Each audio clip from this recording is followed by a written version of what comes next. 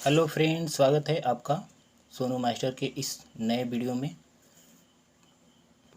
दोस्तों, आज जानेंगे फिजिक्स के बारे में, जो चैप्टर है प्रकाश यानी कि लाइट। तो वीडियो के साथ बने रहिएगा, आगे इसको हम बताते हैं।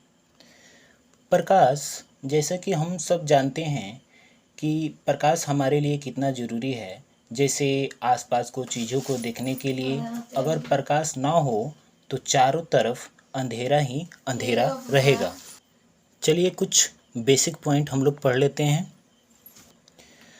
प्रकाश एक प्रकार का ऊर्जा है जो विद्युत चुंबकीय तरंगों के रूप में काम करते हैं, और विद्युत चुंबकीय तरंगों के रूप में काम करने के कारण इन्हें अनुप्रस्थ तरंग कहा जाता है। ये जब प्रकाश की किरण चलती है तो ये छोटे छोटे बंडल के रूप में होते हैं। ये छोटे छोटे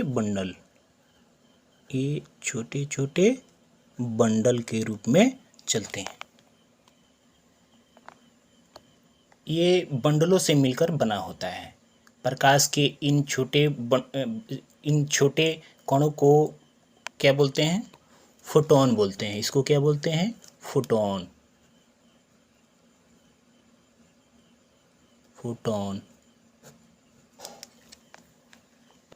और प्रकाश के वेग की गणना सबसे पहले रोमर ने की थी। प्रकाश के वेग की गणना किसने की थी? रोमर ने की थी। अब हम इससे आगे आते हैं। आपको पता होगा कि प्रकाश की वेग की गणना की जाती है, और जो प्रकाश की गति होती है सबसे अधिक निर्वात में होता है, अर्थात वैक्यूम क्षेत्र में सबसे अधिक होता है। और वहाँ पर इसकी गति यानी निर्वात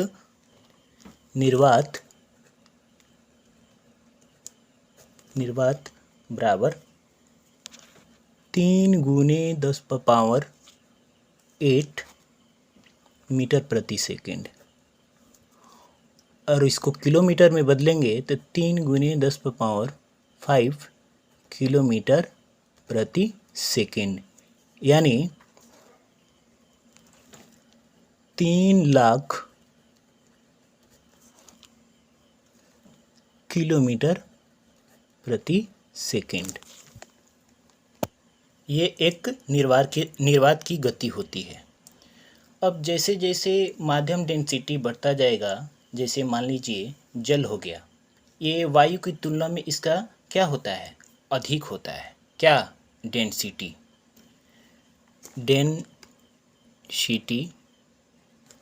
मतलब घनत्व होता है।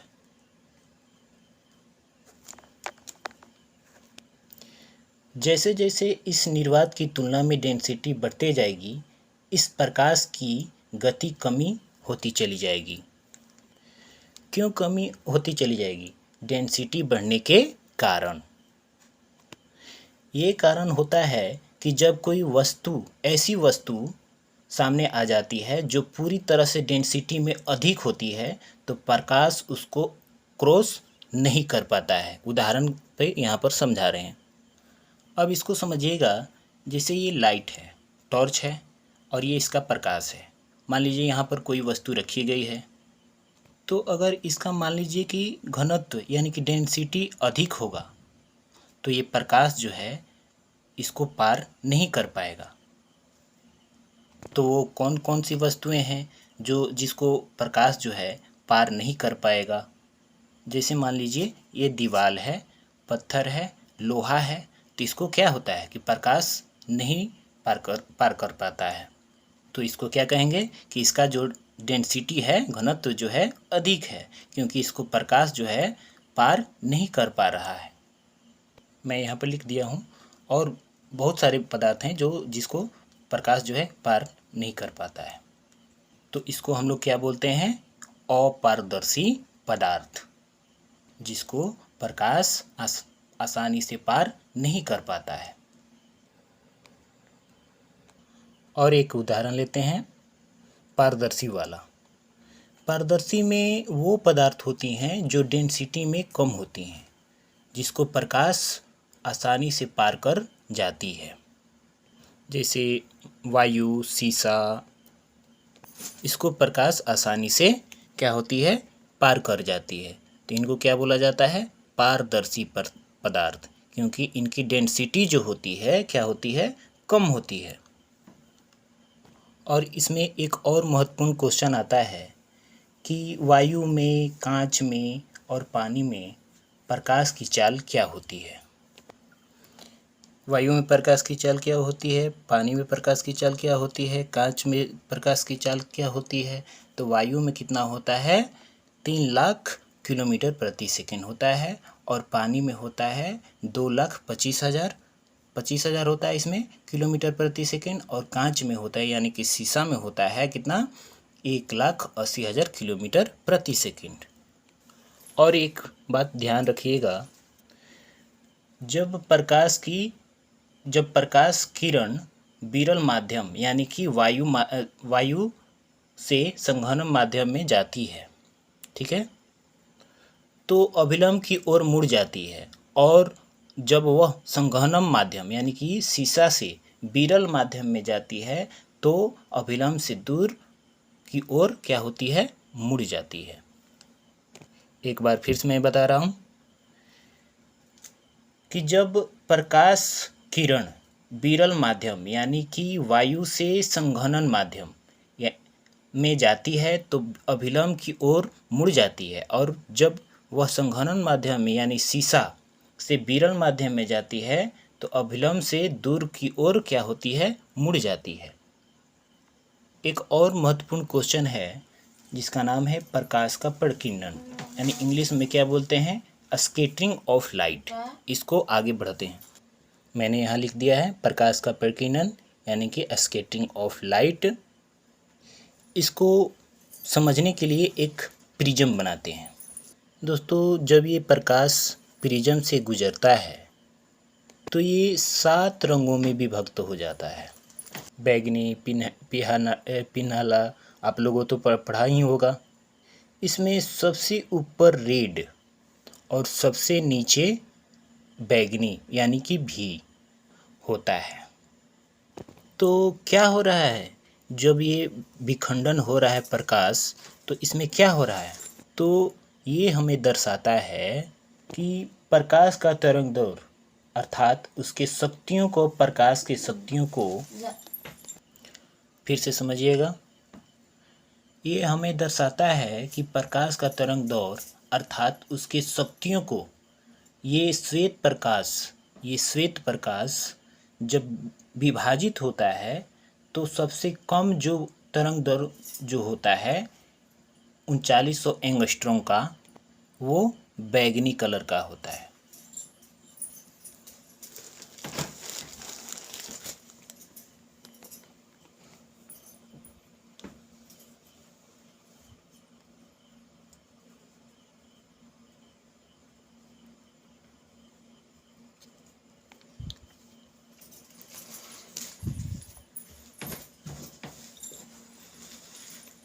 और इसमें सबसे अधिक तरंग दैर्ध्य जो होता है वो रेड कलर का होता है। कितना, 7800 एंगस्ट्रॉम का। किसका, रेड कलर का। अब इसके बीच में प्रकाश के विभिन्न रंगों के अलग अलग तरंग दैर्ध्य का मान होता है। इस प्रकाश को हम साधारण शब्दों में समझना चाहें तो बैगनी कलर का प्रकाश जो यानी कि शक्तिमान है, यानी पावर का मान जो होता है वो सबसे कम होता है। इसका, बैगनी कलर का। और रेड कलर का शक्तिमान सबसे अधिक होता है। कितना, 7800 एंगस्ट्रॉम। इसी चीज़ को जैसे ही हम समझेंगे तो प्रकाश का प्रकीर्णन जो है समझ में आ जाएगा। दोस्तों, प्रकाश का प्रकीर्णन कहता है कि यदि प्रकाश की गति करते हुए आगे बढ़ रही है तो रास्ते में मिलने वाले धूलकण जलवाष्प के साथ टकरा के ये फैल जाते हैं और प्रकाश फैलता भी है। तो इसी बात को हम लोग क्या कहते हैं, प्रकाश का प्रकीर्णन कहते हैं। कल से हमारे दोनों को फैलने के क्रम में ये देखा जाता है कि जिस प्रकार का पावर अर्थात तरंग दैर्घ्य का अधिक मान था वो कम फैलेंगी जिनकी शक्ति कम होगी, वो अधिक फैलेंगी जिसका शक्ति। फिर से समझिएगा कि फैलने के क्रम में ये देखा जाता है कि जिस प्रकार का पावर अर्थात तरंग दैर्घ्य का अधिक था वो कम फैलेंगे, जिनकी शक्ति कम होगी वो अधिक फैलेगी। अब यहाँ पे एक क्वेश्चन बनता है कि आकाश नीला क्यों दिखाई देता है। आकाश नीला क्यों दिखाई देता है? तो आप बोलेंगे क्या कि प्रकाश के प्रकीर्णन के कारण। प्रकाश के प्रकीर्णन के कारण। आइए इसको सरल भाषा में समझते हैं कि क्यों प्रकाश के प्रकीर्णन के कारण आकाश नीला दिखाई देता है। एक उदाहरण से समझते हैं। ये सूर्य है, ये पृथ्वी है, ये इसका प्रकाश है सूर्य का। एक श्वेत प्रकाश सूर्य से निकलता है और चलता है पृथ्वी की ओर। किधर चलता है? पृथ्वी की ओर। तो रास्ते में अत्यधिक दूरी तय करने के क्रम में लाल रंग और जो अन्य ऊपर वाले रंग हैं, नारंगी वगैरह वगैरह, पीला, जो भी है, वो नहीं फैलते हैं। क्या होते हैं कि नहीं फैलते हैं, ताकि उनका तरंग दैर्घ्य का मान क्या होता है? अधिक होता है। और बैंगनी और नीला कलर रास्ते में आकर फैलना शुरू कर देते हैं, ताकि दूरी तय करने के क्रम में उनकी शक्ति कम पड़ रही है, क्योंकि इनका तरंग दैर्घ्य का मान क्या होता है? कम होता है। ये क्या करते हैं कि फैलना शुरू कर देते हैं। अब जैसे ही ये फैलते हैं तो पृथ्वी पर से हम बैठकर ऊपर की ओर देखते हैं तो फैले हुए बैंगनी नीले रंग के कारण आकाश हमें क्या होता है? नीला दिखाई देता है। अब यहाँ पे एक इम्पोर्टेंट क्वेश्चन एक और बनता है। वो क्वेश्चन क्या है कि सुबह और शाम को सूर्य लाल दिखाई क्यों पड़ता है? तो चलिए इसको समझते हैं। आपको पता होगा कि सूर्य और पृथ्वी के बीच की जो दूरी होती है वो दोपहर के समय सबसे कम होती है।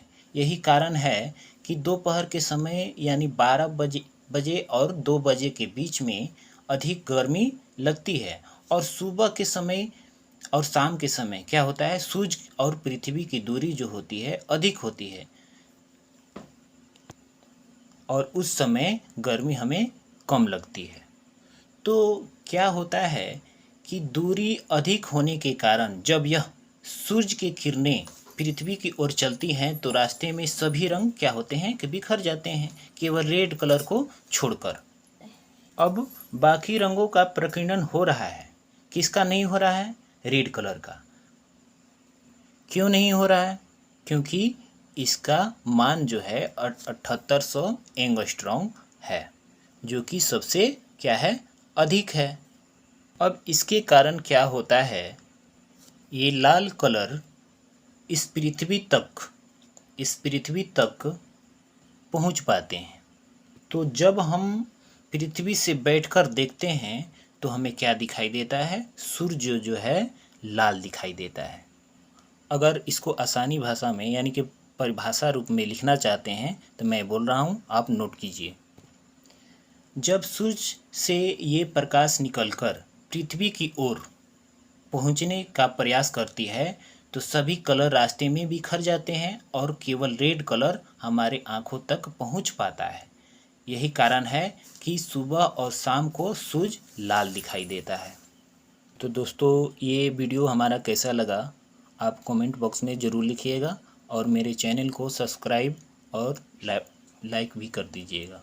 चलिए दोस्तों, अगले वीडियो में मिलेंगे जिसमें होगा हमारा प्रकाश का अपवर्तन, प्रकाश का परावर्तन, उसमें आगे सीखेंगे। धन्यवाद।